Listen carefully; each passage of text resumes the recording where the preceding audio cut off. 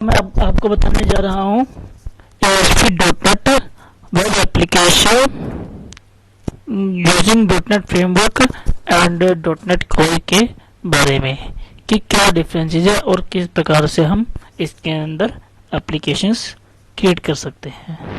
मैं कुछ डिफरेंसेस ही बताने जा रहा हूँ अभी इसके अंदर, बाकी का हम आपको नेक्स्ट वीडियो में बताएंगे प्रॉपर एक एक एप्लीकेशन करके। तो चलो अब हम स्टार्ट करते हैं डिफ्रेंशिएशन। ठीक है, सबसे पहले ASP.NET फ्रेमवर्क क्या है।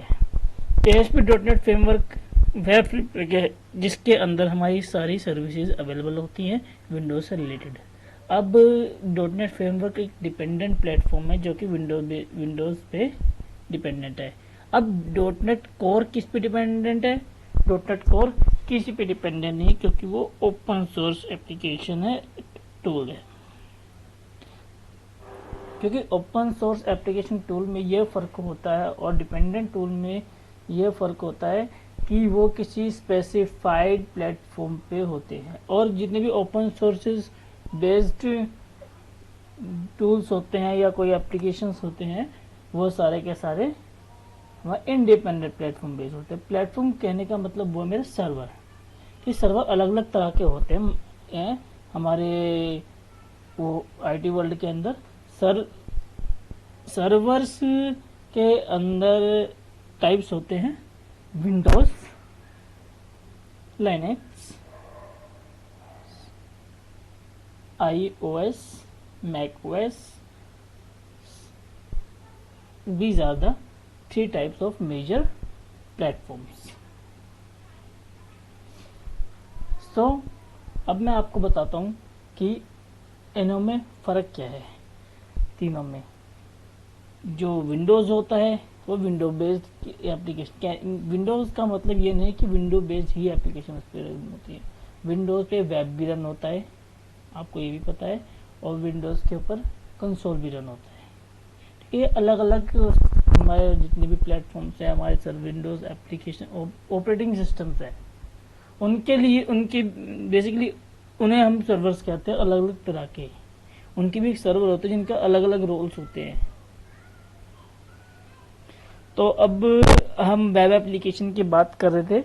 तो वेब एप्लीकेशन के अंदर .NET फ्रेमवर्क के अंदर वो एप्लीकेशन बनाई जाती है जो विंडोज़ बेस्ड प्लेटफॉर्म पर होस्ट की जा सके। जब हमें पता हो कि वो सिर्फ इसी के लिए बनेगी, किसी और पे नहीं जाएगी, तो हम .NET फ्रेमवर्क बेस्ड एप्लीकेशन बनाते हैं। तो अब इसके चलते कोर की ज़रूरत आई, क्योंकि क्या होता था बहुत सारे डेवलपर जो .NET पे स्विच करना चाहते हैं और उन्हें कोई ओपन सोर्स लैंग्वेज आती है तो वो नहीं कर पा रहे थे, उनके लिए होस्टिंग की प्रॉब्लम आ रही थी। अब तो माइक्रोसॉफ्ट ने क्या करा कि सबको अपनी तरफ खींचने के लिए एक कोर का निर्माण किया, कोर बनाया, .NET कोर। .NEट कोर के अंदर उसने ऐसा फीचर दे दिया कि हम .NET फ्रेमवर्क की सर्विसेज उनके DLLs उनसे इस तरीके से बना दी जो कि हम किसी भी प्लेटफॉर्म पे पब्लिश कर सकें, लॉन्च कर सकें, और वो उस पर एग्जीक्यूटेबल होती हैं। तो मेजरली डिफरेंसेस ये हैं कि जब हम प्रोग्रामिंग करते हैं तो इसके अंदर हमारे नेम स्पेसेस,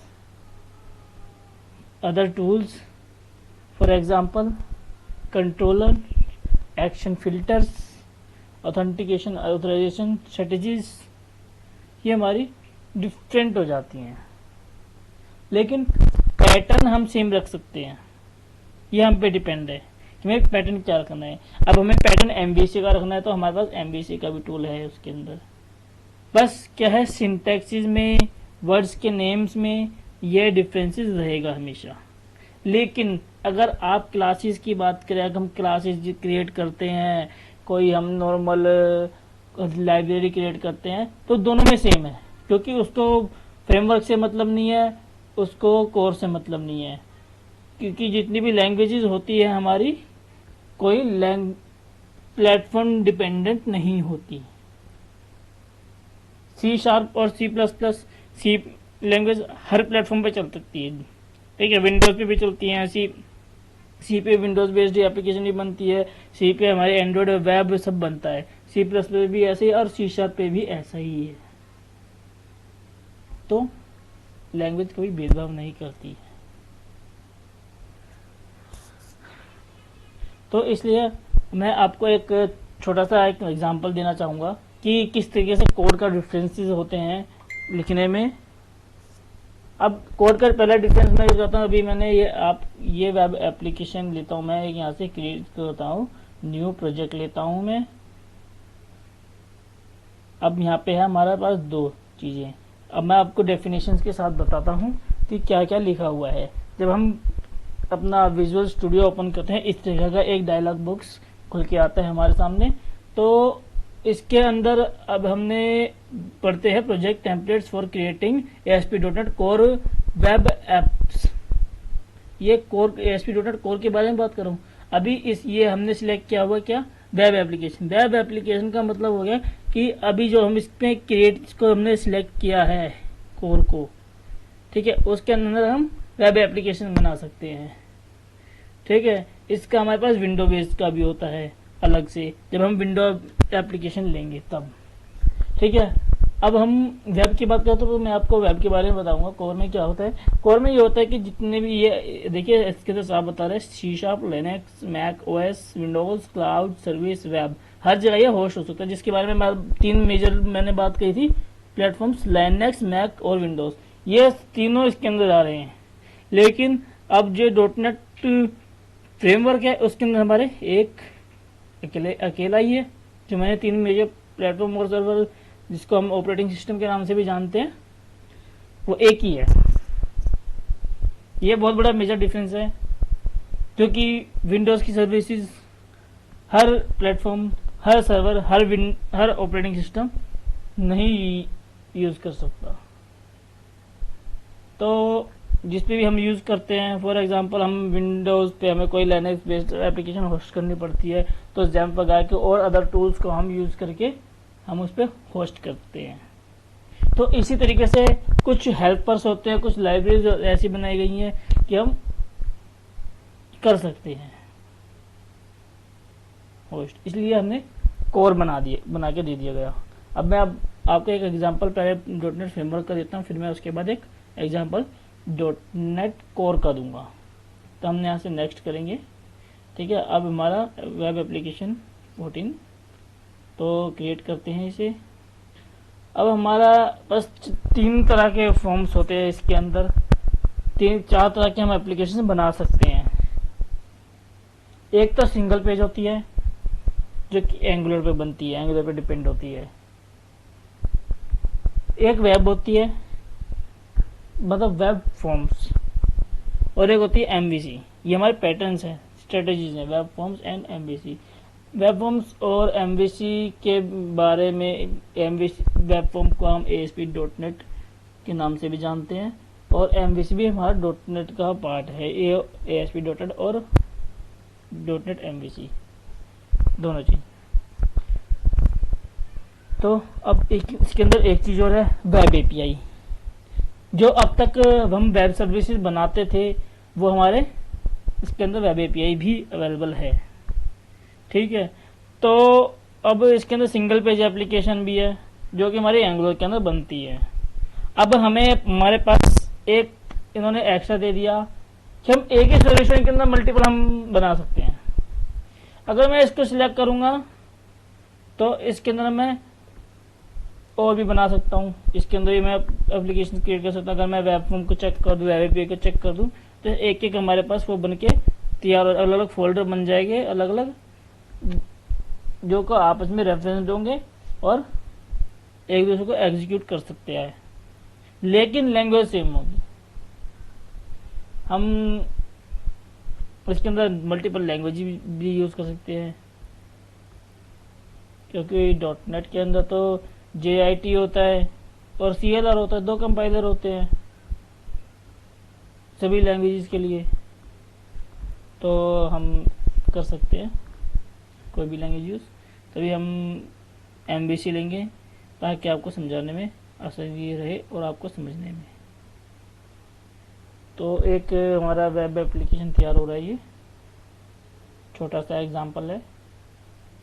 एक हमारे पास कंट्रोलर बनाया है, ये वेब एप्लीकेशन 14 के नाम से हमारी एप्लीकेशन बनी है। इसके अंदर हमारी सर्विसेज होंगी, जैसे कि हमें कोई जेसन फॉर्मेटर मतलब एपीआई के लिए हमें यूज़ करना है न्यूटन सॉफ्ट जेसन, देखिए थर्ड पार्टी लाइब्रेरी सब हमारे इसके अंदर से इसके अंदर अपने आप लगी हुई है। अगर नहीं आती तो हमें लगानी पड़ती है ये रेफरेंसेस, बिना इसके हम किसी भी चीज़ की कोई भी सर्विस हम नहीं ले सकते।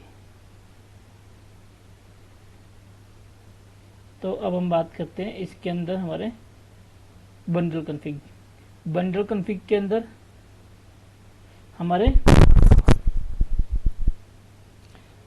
रजिस्टर बंडल्स वगैरह ये बंडल्स हैं। कहने का मतलब जितनी भी जीएस और सीएसएस होती हैं वो हमारे ओन पेज पे एक जगह से रन हो, कोई उसको चेंज ना कर सके, तो इसलिए हमारी ये यहीं से ही इन्वोक होंगी।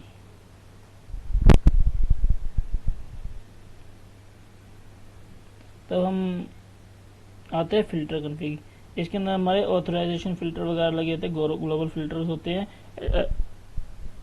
और इसी के अंदर हमारे एक्शन फिल्टर्स लगते हैं।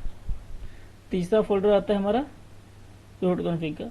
इसके अंदर हम रूट्स के कॉन्फ़िगरेशन कर देते हैं। फॉर एग्जांपल हमें किसी की कोई भी राउटिंग्स बनानी है, अलग से अपने अकॉर्डिंग यूआरएल सेट करना है, तो हम यहाँ से उसको एग्जीक्यूट कराते हैं। तो जब भी कोई पहला हम यहाँ से नाम चेंज कर लेंगे। अगर हमने होम डाला तो ये कंट्रोलर का नाम है डिफ़ॉल्ट, ठीक है, और पहला कंट्रोलर होगा हमारा होम, जो डिफ़ॉल्ट कंट्रोलर डिफ़ॉल्ट नाम से, डिफ़ॉल्ट जो सबसे पहले फर्स्ट टाइम पे रन होगा वो होम होगा। तो इसलिए हम इसको क्या करते हैं, होम कंट्रोलर एक क्रिएट होया हुआ आया होगा, ठीक है, ये होम कंट्रोलर है, ठीक है। अब मैंने एक सिंपल एप्लीकेशन बनाई है, तो इसके अंदर मैं तो कुछ नहीं करना है, एक सिर्फ सेशन का एग्जांपल दूंगा, आपको उससे क्लियर होगा। देखिए इसके अंदर एक्शन रिजल्ट आया है, लेकिन उसके अंदर आई एक्शन रिजल्ट आता है कोर के अंदर। अब मैं यहाँ पे एक नॉर्मली सेशन हम यहाँ पे लिखते हैं, तो हमारा सेशन हम यहाँ पे इजीली जनरेट कर सकते हैं। ये हो गया हमारा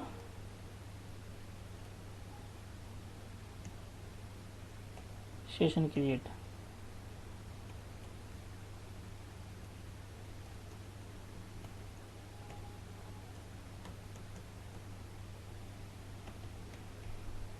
इस तरीके से इसके अंदर सेशन जनरेट हो जाता है।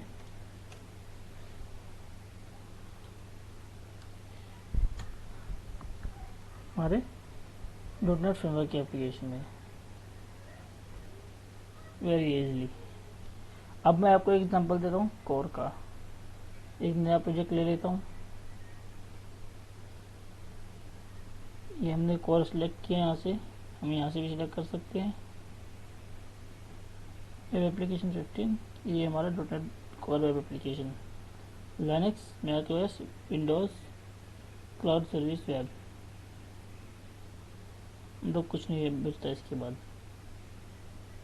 अब इसके अंदर हमने वो एमवीसी थे model view controller MVC pattern के, तो हम इसको क्रिएट करेंगे। यहाँ से कुछ पैकेजेस हमने इसके अंदर इन्वोक करने पड़ते हैं हमेशा, जो कि हमारे उसके अंदर नहीं होते हैं, तो हम ये नेट से हमें इंस्टॉल करने पड़ेंगे। अब देखिए ये पैकेज एचडीके आ रहा है। अब हमें एक हमारा चलो ये तो चल गया हमारा, इसके अंदर आ गया कोर वगैरह का पैकेजेस आ गए हमारे, तो हमें कोई दिक्कत नहीं है इसके अंदर।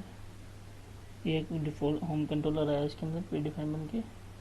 अब हम इसके अंदर सेशन कैसे जनरेट करते हैं, सेशन जनरेट करने का तरीका देखिए इसका, http context dot session dot set string। सबसे पहला हमारा, अब देखिए किसी चीज़ को जानने के लिए वो क्या क्या चीज़ मांगता है।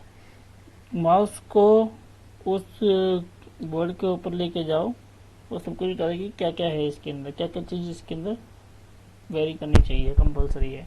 पहला की है और दूसरा वैल्यू है। तो हमने क्या करा, एक की डाल दी हमने आईडी, दूसरी क्या कर डाल दी हमने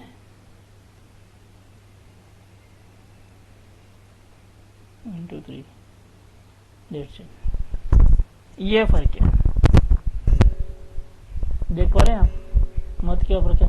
अब देखिए इसके अंदर भी सारी चीज़ें उसी तरीके से जनरेट होती है। व्यूज़ के अंदर हमारा होम नाम का फोल्डर बना है और एक इंडेक्स बना है, एक प्राइवेसी बना है, ठीक है। अभी